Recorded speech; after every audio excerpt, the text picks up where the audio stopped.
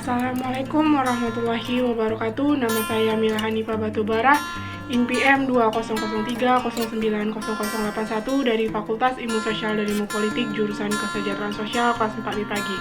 Di sini saya akan memenuhi persyaratan UAS Psikologi untuk pekerjaan sosial, membuat video hasil dari jawaban UAS Psikologi untuk pekerjaan sosial. Soal yang pertama, arah perkuliahan. Pekerjaan sosial memiliki 4 standar yang terus dievaluasi. Standar itu sangat berguna antara lain untuk pertanyaan beri pendapat saudara tentang keempat tersebut. Pendapat saya tentang keempat hal pernyataan tersebut bahwa pekerjaan sosial itu sangat penting bagi individu, keluarga, pengasuh, kelompok maupun masyarakat dengan cara mempersiapkan perencanaan, mengelola, serta menunjukkan kompetensi yang profesional. Dalam melaksanakan praktek pekerjaan sosial, untuk menjadi seorang pekerja sosial profesional haruslah memiliki kemampuan keahlian dasar yang terdiri atas pengetahuan, keterampilan, dan sikap profesional. Dengan kemampuan tersebut, baik yang didapat dari pendidikan formal maupun dari pengalaman-pengalaman prakteknya, maka pekerjaan sosial profesional diharapkan dan dituntut untuk mampu memecahkan masalah sosial. Soal kedua, benchmarking. Karena itu, secara akademik, benchmarking subjek pekerjaan sosial dapat diperbandingkan. Pertanyaan, jelaskan kedua hal tersebut di atas. Topik pekerjaan sosial berdasarkan definisi teori yang disampaikan tersebut, maka dapat ditarik kesimpulan bahwa teori adalah hubungan antara konsep yang dipergunakan sebagai dasar bagi pekerjaan sosial untuk melakukan intervensi. Oleh sebab itu, fungsi dari sebuah teori adalah yang pertama, menjelaskan, yang kedua, menjelaskan hubungan dan pengaruh lingkungan terhadap perilaku manusia, yang ketiga, memberikan arahan bagi pekerjaan sosial, yang keempat, menjadi pedoman bagi pekerja sosial untuk melakukan perubahan sosial. Praktek pekerjaan sosial dapat membantu terwujudnya suatu usaha kesejahteraan sosial. Praktek pekerjaan sosial tersebut dilandasi oleh ketiga komponen penting yang menjadi bagian dasar landasan praktek pekerjaan sosial. Soal ketiga, keterampilan.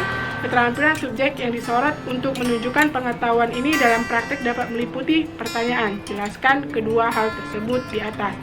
Manusia telah lepas dari lingkungannya, kecenderungan mengikuti dan menempatkan nilai-nilai baru dalam ukuran keberhasilan telah merusak dan menghancurkan nilai-nilai yang sebelumnya dipegang teguh dari diyakini sebagai kebersamaan sebagaimana yang telah menawarkan kehidupan masyarakat Indonesia, diubah menjadi sikap yang selalu mau bersaing dengan menendangkan persaingan tidak peduli apapun cara dan siapapun yang dihadapi. Adapun faktor tersebut yaitu karakter, sikap, stabilitas, responsivitas, dan sosiabilitas. Selanjutnya, pekerjaan sosial harus memahami berbagai pendekatan lain di luar keterampilan-keterampilan tersebut di atas dan dapat memilih satu di antaranya yang paling tepat untuk satu tujuan tertentu. Soal keempat, 6 peran kunci. 6 peran kunci standar sebagai kontribusi terhadap tujuan utama pekerjaan sosial diidentifikasi sebagai berikut. Pertanyaan, jelaskan 6 hal tersebut di atas. Maksud dari pertanyaan di atas yaitu dapat kita rangkum dari tujuan utama pekerjaan sosial. Terdapat ada 6 bagian yang dimana fokus utama pekerjaan sosial adalah meningkatkan keberfungsian sosial, merupakan kemampuan orang atau individu, keluarga, kelompok atau masyarakat, dan sistem sosial, lembaga, dan jaringan sosial dalam memenuhi atau merespon kebutuhan dasar, menjelaskan sosial, serta menghadapi goncangan dan tekanan. Fokus keberfungsian sosial dalam pekerjaan sosial antara lain sebagai berikut. Yang pertama, kemampuan menghadapi atau memecahkan permasalahan. Yang kedua, kemampuan berinteraksi dengan orang lain. Yang ketiga, pelaksanaan tugas-tugas serta peran-peran dalam kehidupan sesuai dengan usianya, serta tanggung jawab yang disandangnya. Keempat, berperilaku secara memadai dalam rangka memenuhi kebutuhannya. Yang kelima, keberfungsian sosial menunjukkan suatu kondisi pertukaran yang seimbang dalam kebaikan serta adaptasi timbal balik antara manusia sebagai individu dengan lingkungannya. Dan yang keenam, dengan demikian harapan atau motivasi dengan kemampuan seseorang untuk memenuhi antara tuntutan harapan serta kesempatan dan kemampuan lingkungan untuk memenuhinya. Soal kelima, aliran dalam psikologi. Pertanyaan, tunjukkan secara kritis kelemahan dan kekurangan masing-masing perspektif di atas. Behaviorisme. Kekuatan. Metode ini sangat cocok untuk memperoleh kemampuan yang membutuhkan. Praktek dan pembiasaan yang mendukung unsur kecepatan, spontanitas, kelenturan, daya tahan, dan sebagainya. Teori ini juga cocok diterapkan untuk melatih anak-anak yang masih membutuhkan peran orang tua. Kelemahan, Kelemahan metode ini adalah pembelajaran siswa yang harus berpusat pada guru, bersifat mekanistis, dan hanya berorientasi pada hasil. Murid dipandang pasif, murid hanya mendengarkan. Humanisme. Kekuatan. Aliran humanisme menjadi lebih baik dibandingkan teori belajar kognitif. Kelebihan selanjutnya dari teori pembelajaran humanistik adalah dapat membuat suasana jadi semakin menghargai satu sama lain. Kelemahan. Sementara itu, kelemahan dari teori belajar humanisme antara lain siswa kurang menyadari dan memahami akan potensi dirinya sehingga mempunyai kemungkinan untuk tertinggal dalam proses belajar. Teori psikodinamika. Kekuatan. Kelebihan psikodinamika Freud membuat jelas bahwa manusia sering berpikir dan berperilaku dengan dorongan yang tidak mereka akui. Teori kepribadian pertama dan teknik psikoterapi pertama yang efektif. Kelemahan. Freud menjelaskan bahwa perilaku seseorang hanya disebabkan oleh dorongan-dorongan seksual. Istilah superego, ID, dan ego, alam sadar, alam bawah sadar, alam tidak sadar, tahap oral, tahap alat sadistis, dan tahap balik, mimpi analisis, dan sebaiknya tak punya definisi operasional. Teori kognitif. Kekuatan teori ini juga dapat meningkatkan motivasi siswa. Teori kognitif ini juga dapat menjadikan lebih kreatif dan mandiri. Dalam teori ini dapat membantu siswa memahami bahan belajar secara lebih mudah. Kelemahannya, teori ini dianggap susah dipraktekkan sebab seringkali tidak mungkin memahami struktur teori kognitif tersebut menjadi bagian-bagian jelas. Teori belajar kognitif ini keberhasilan. Teori neurobiologis. Kekuatan teori yang mendasari perilaku mental manusia. Kelemahan sangat biologi. Soal 6. Komunikasi. Mengidentifikasi berbagai bentuk komunikasi, orang dapat berargumen bahwa manusia memiliki metode komunikasi yang unik dalam dunia yang dikenal. Untuk mendukung argumen ini, perbedaan antara komunikasi manusia dan non-manusia. Mengklarifikasikan komunikasi berdasarkan kategorisasi komunikasi interpersonal, verbal, vokal, non-verbal, dan non-vokal sistem. Untuk menganalisis interaksi verbal dalam analisisnya tentang komunikasi interpersonal, sistem ini adalah contoh yang sangat baik dari penerapan perahan memperoleh bahasa karena sistem ini mengidentifikasi makna dalam yang kompleks dari komunikasi manusia. Soal 7. Struktur sikap. Keterangan umum tentang struktur sikap antara lain dapat diterima sebagai berikut. Pertanyaan, berikan pendapat saudara tentang keempat hal tersebut. Di atas pendapat saya tentang keempat pernyataan tersebut dapat saya simpulkan bahwa sikap adalah evaluasi positif atau negatif yang dibuat tentang orang, masalah, atau objek.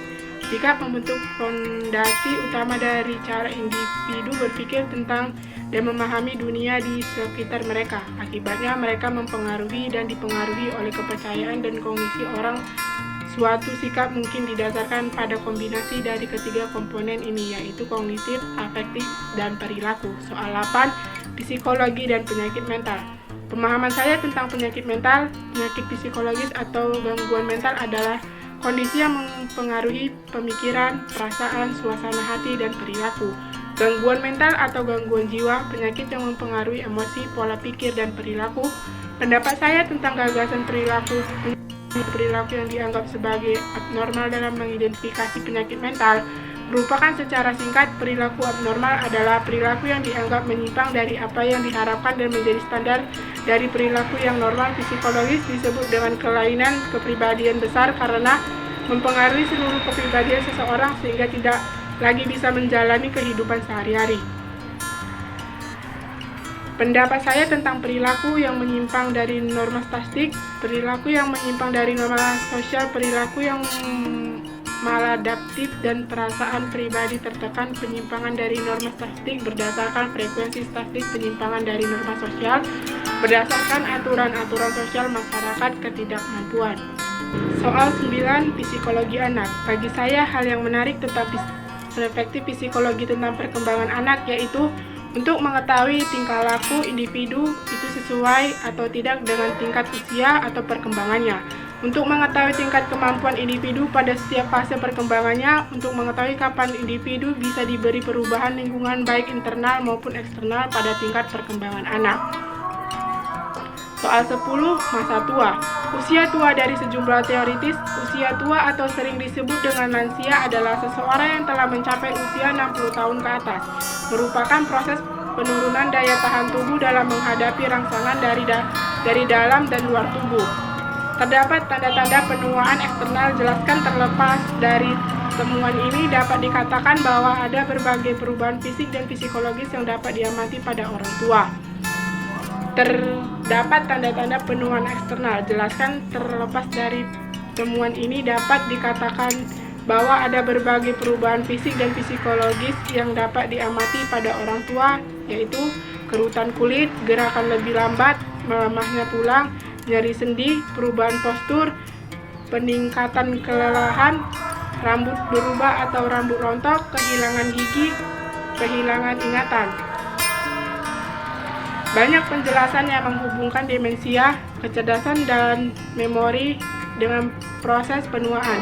Jelaskan. Dapat dikatakan bahwa demensia adalah kognitif umum pemrosesan informasi dan kemunduran intelektual dalam individu yang dihasilkan oleh disfungsi otak. Sedangkan kecerdasan, banyak orang menganggap orang tua pelupa.